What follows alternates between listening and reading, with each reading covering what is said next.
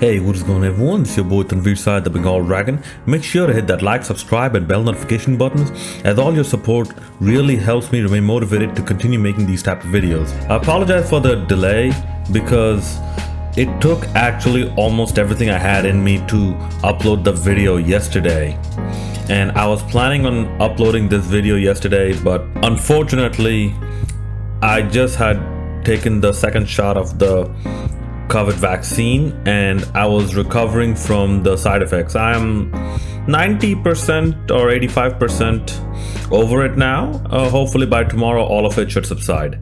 But anyways, today's video is going to be about the third ODI between Bangladesh and Sri Lanka in the Bangabandhu ODI series 2021 played in Bangladesh. Sri Lanka won the toss and decided to bat first, and here's where we saw Bangladesh unpreparedness. Bangladesh are good in slow and low wickets, and Bangladesh has shown that when there's a sudden change in conditions, they get a little bamboozled, flummoxed, if you will. They did not know exactly how to handle the needs of changing the pace and whatnot on this type of a surface. You did see Mehidy Hasan Miraz for once he did not end up with any wickets.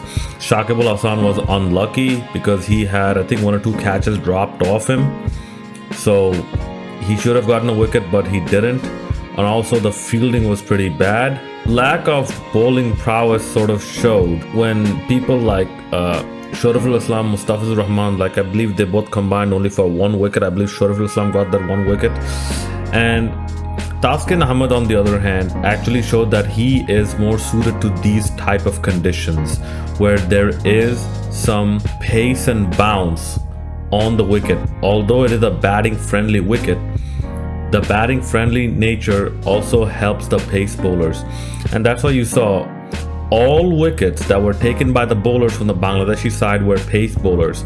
The spinners did not get anything, and there was a run out as well.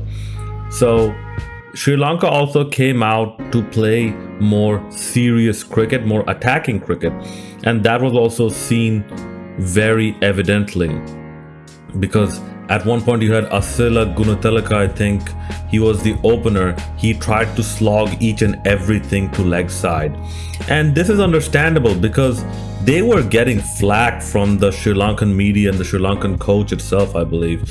Like even people like Sanath Jayasuriya said that we are losing and we're about to get whitewashed by a side like Bangladesh or something along those lines.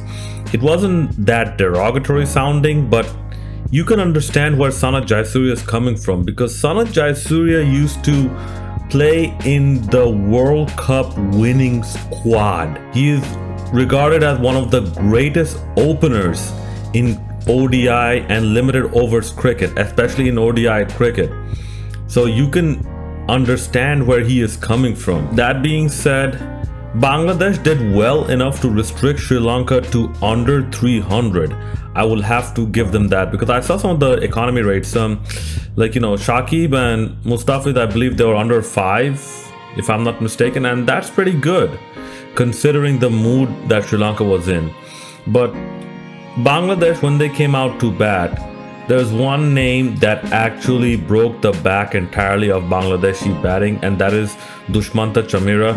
He actually used his variations of pace and extra pace very well. Although Liton Das was dropped, they brought in Mohammad Naeem, and I don't think this was the best time to bring in Mohammad Naeem.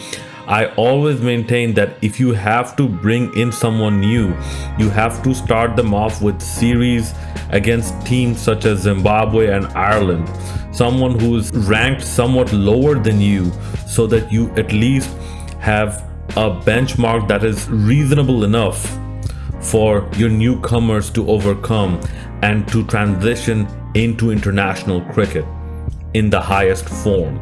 So I think it was too early to call up Mohammad Naeem anyways. Maybe Shamma Sharkar should have been given a go, or Liton Das given another go, because considering that this is more of a batting surface, maybe he would have done better. Mosaddaq Hussain did pretty well, got a 50. Mahmudullah also did pretty well, got a 50. Mushfiqur Rahim unfortunately got out early.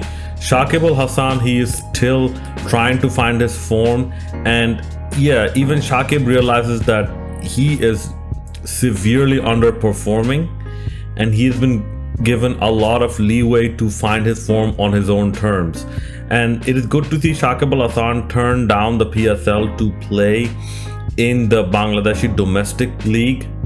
I believe the Dhaka Premier League now is going to be a T20 format. It is for Shakib Al Hasan. Well, one of the reasons is for Shakib Al Hasan to get back into form properly. So that'll be a good thing to see. And speaking of Shakib Al Hasan, I don't think he's going to be able to play the CPL or the resumption of the IPL. At least that's the word that's coming out now.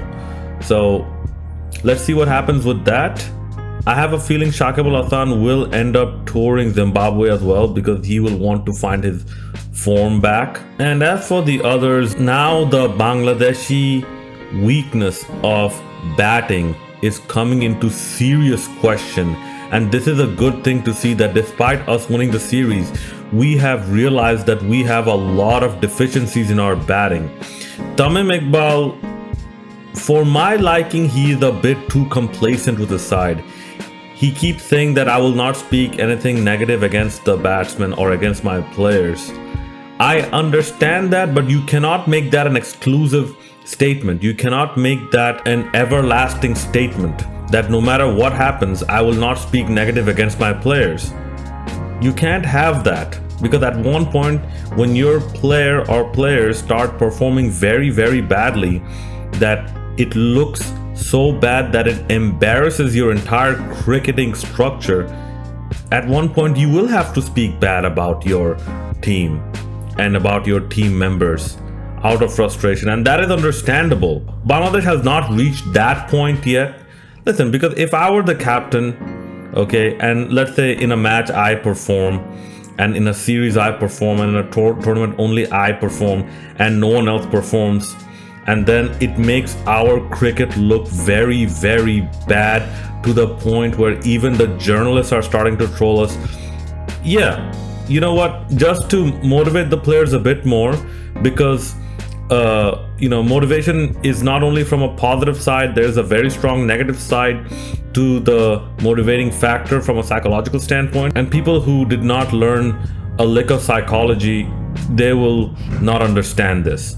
So that negative factor, I will implement that. I'll say that yeah, maybe my teammates need to play a bit better, because I'm kind of getting tired of carrying this team. And yes, I have been in locker rooms where our captain was very bold and very bashful in this way, saying that I can't do all the work, you guys have to do some work yourselves as well. And lo and behold, that actually worked. So Bangladesh's batting has also shown that it needs a lot of work. And also there are some news clips or some interview clips with your other smaller, newer cricket dedicated channels, your Frenzy and your Nomans and whatnot, or your all-rounders and whatnot. Somewhere I saw that now even Khalid Mahmood, apparently he is not fully satisfied with the coach, because the coach seems to have this idea that it's his way or the highway.